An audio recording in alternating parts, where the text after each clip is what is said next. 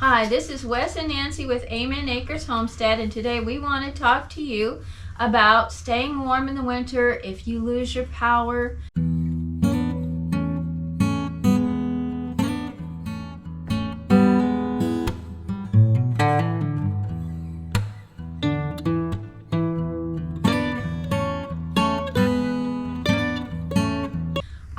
I just had some really good ideas to share. Here in Missouri, we had an ice storm in 2007 that was horrible. It knocked out all the power lines. People were without heat for without electricity for a couple of weeks. It was terrible. We were fortunate at that time. We had a gas log fireplace, and we just took the cover off and manually lit the gas, and it kept our living room about 60 degrees, and that was how we survived. But I have lots of wonderful ideas for people, things that I've heard from others as well, that maybe don't have those options in the wintertime.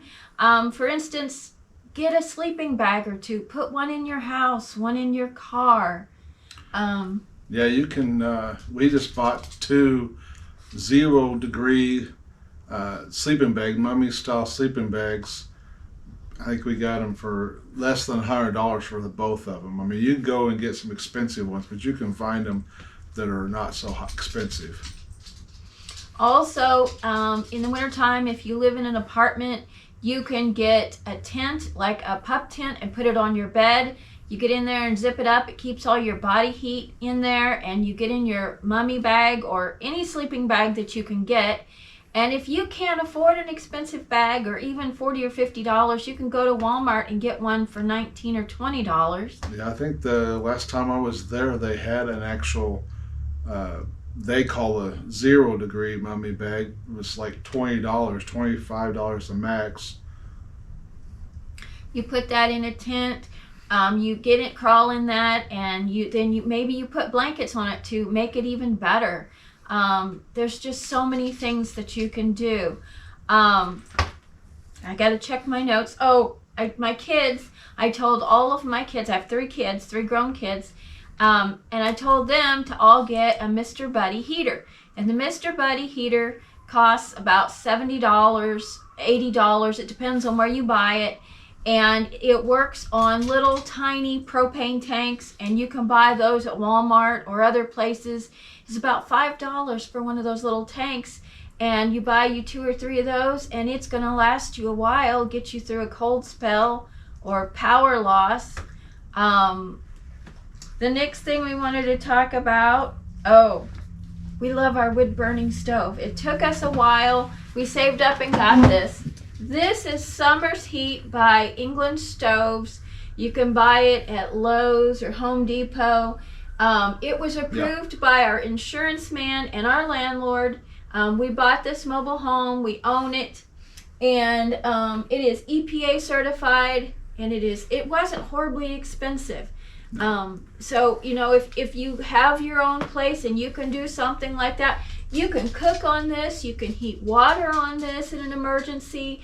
So, you could heat water and take a bath. You could do whatever you need to, and it keeps you warm. Yeah, I think the total cost was around $2,000. That's everything. The stove, our bottom hearth that I made, the backing, the pipes, the exchanger blower, our little fans we bought off of Amazon.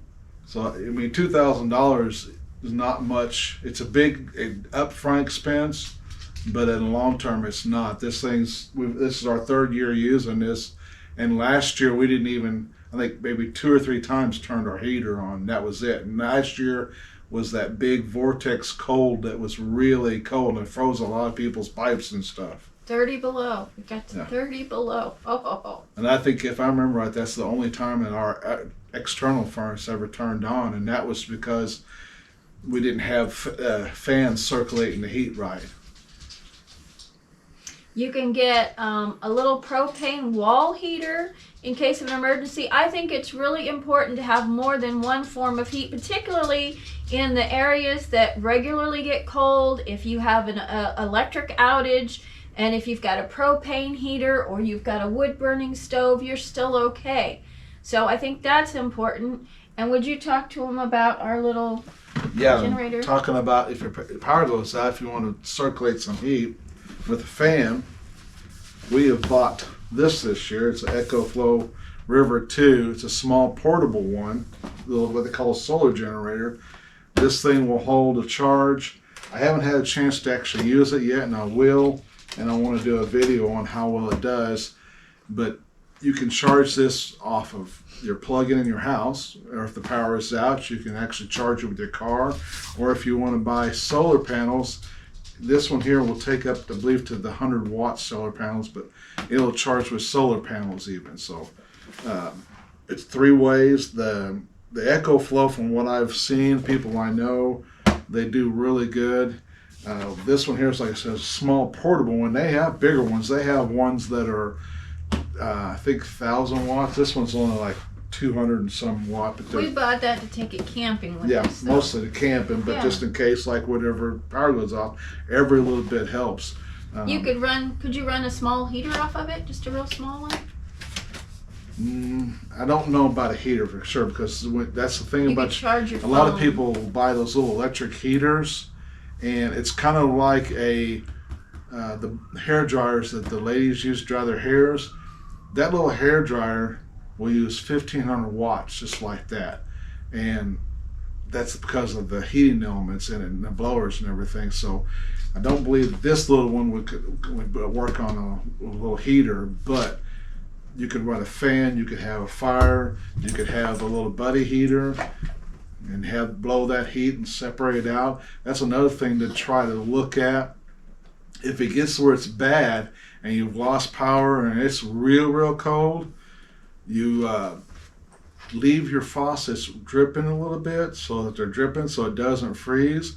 And then at the same time, because you're not going to have a lot of heat unless you do have a big stove or something like that, close off one room or 2 rooms where it's a smaller area to heat. You can heat up a smaller area so much easier than you can the big. That's why when she was talking about the little pub tent and body heat, the smaller area that you have, it's easier to heat. But there's ideas for you. As we say, do what you can where you are. Yep. If you are in an apartment, then there's appropriate choices for you. The buddy heater, the tent, the sleeping bag. If you have a house or a mobile home, you can make other choices. You know, it's all about, we can all do something. And I just wanted to share some things. I've got 3 kids. I worry about them. I've told them what to do. And I guess I'm treating y'all like my kids. I'm sorry. I worry about everybody. And going on the generator wise too, you can actually go to Harbor Freight and places like that, and they have what they call external gasoline generators. We have one that we caught on a Black Friday sale at Menards that is big enough we can run if we want to run the power into there, we can run our refrigerators on, small amount of lights. It'll keep our freezer going. It's big enough it'll run 2 or 3 refrigerators, a freezer, because your freezer in that time of the year is not going to be kicking on and off a whole lot. And it'll run a few lights, so you can keep going that way. But don't bring those in the house. You have to run a cord in from the outside, because the fumes from that can actually hurt you, the carbon monoxide. Yeah, I agree. The little buddy heater's designed for inside use, so you probably wouldn't have to worry about fumes from it. However, you're going to want to put it on a safe surface. It's designed to sit on a tabletop. I would probably put it on my stove so I know that surface can handle it and keep it away from children and pets. But you know, something like that can really save your bacon in some really tough times and some bad weather. And it can just happen before you even realize it's going to, like the ice storm of 2007. Well, not only ice storms, but a lot of people don't even think about it this time of year. Tornadoes come through and knock out power over the middle of the night, and you wake up in the morning, all of a sudden you don't have power for 3 or 4 hours. If it's 30 degrees outside, your house is going to chill off on you. Yep, that's a good point. Okay, this is Nancy and Wes with Amen Acres Homestead. Thank you for coming along with us, and have a lovely evening. Thank you, guys. I hope that you enjoyed this. Please hit the like button. Please subscribe.